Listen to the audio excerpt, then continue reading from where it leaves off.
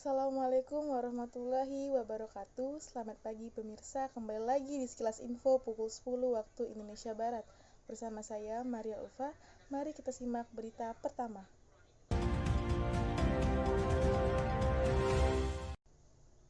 Seorang peternak di Kabupaten Kediri terpaksa ditangkap polisi setelah menipu purnawirawan polisi. Pelaku nekat menggelapkan sapi yang dititipkan korban untuk membeli emas dan telepon genggam. Gunawan terpaksa ditangkap oleh unit reserse kriminal Polsek Plosok Klaten. Pria asal desa Plosok Kidul, Kecamatan Plosok Klaten, Kabupaten Kediri ini diringkus petugas setelah melakukan penipuan terhadap purnawirawan polisi. Kejadian bermula saat korban dan pelaku menyepakati kerjasama penitipan hewan sapi dengan sistem bagi hasil. Namun setelah 1 tahun berjalan, sapi milik korban justru dijual begitu saja oleh pelaku dan uangnya tidak diberikan sama sekali.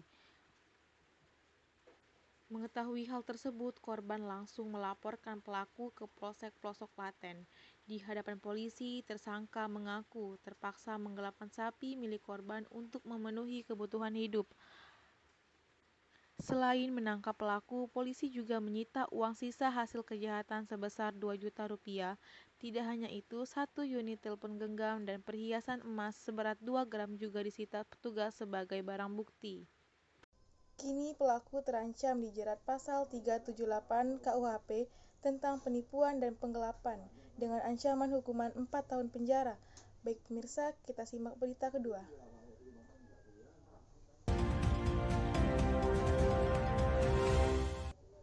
Sejak awal pekan ini, Kantor Badan Perencanaan Pembangunan Penelitian dan Pembangunan Daerah atau Bapeditbangda NTT ditutup sementara waktu.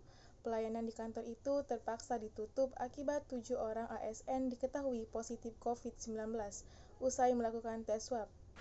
Ketujuh ASN tersebut diketahui terpapar COVID-19 setelah kembali dari menghadiri pesta pernikahan di kota Soe, Kabupaten Timor Tengah Selatan. Diduga ketujuh ASN itu terpapar COVID-19 saat mengikuti pesta. Saat ini petugas sedang melakukan tracking terhadap keluarga dari ketujuh ASN tersebut guna mencegah makin meluasnya penyebaran COVID-19. Sejauh ini telah ada 2 klutser perkantoran di lingkup pemerintah NTT, yakni klutser Badan Pertahanan NTT dan Kita sekarang berada dalam situasi di mana kemungkinan untuk kena itu besar sekali. Karena seperti di Kupang terjadi transmisi lokal. Nah, ini yang harus dijaga. Semua warga diimbau selalu menerapkan protokol kesehatan di masa normal baru saat ini. Baik pemirsa, selanjutnya kita simak berita yang ketiga.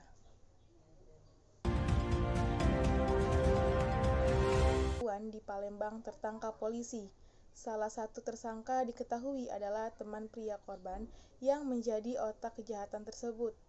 3 tersangka penodongan seorang perempuan yang terjadi di Jalan Swadaya, Kecamatan Alang-Alang Lebar, Palembang masing-masing bernama Darman, Agung, dan Adi. Ketiganya tertangkap Unit 3 Subdit 3 Jatanras Polda Sumsel. Penodongan terjadi 2 tahun lalu yang diotaki tersangka Darman yang saat itu merupakan teman pria korban. Awalnya korban dibonceng tersangka Darman dengan sepeda motor. Setibanya di jalan sepi, 3 tersangka lain melakukan penodongan. 1 tersangka lain, Yadi, yang saat ini belum tertangkap menodongkan senjata tajam dan merampas barang dan uang korban. Kini 3 tersangka ditahan di tahanan Polda Sumsel untuk proses hukumnya. Sementara polisi masih melakukan pengejaran pada 1 tersangka lain. Diduga pelaku utamanya adalah seorang pacarnya. Ketika pacarnya pulang dari rumah sakit Siloam, maka di tengah jalan rupanya sudah direncanakan pacarnya ini merekrut 2 orang untuk melakukan penodongan, kemudian mengambil tas dari korban yang berisi handphone dan uang. Demikian pemirsa Sekilas Info hari ini. Saya Maria Ulfa pamit undur diri. Selamat pagi dan sampai jumpa. Wassalamualaikum warahmatullahi wabarakatuh.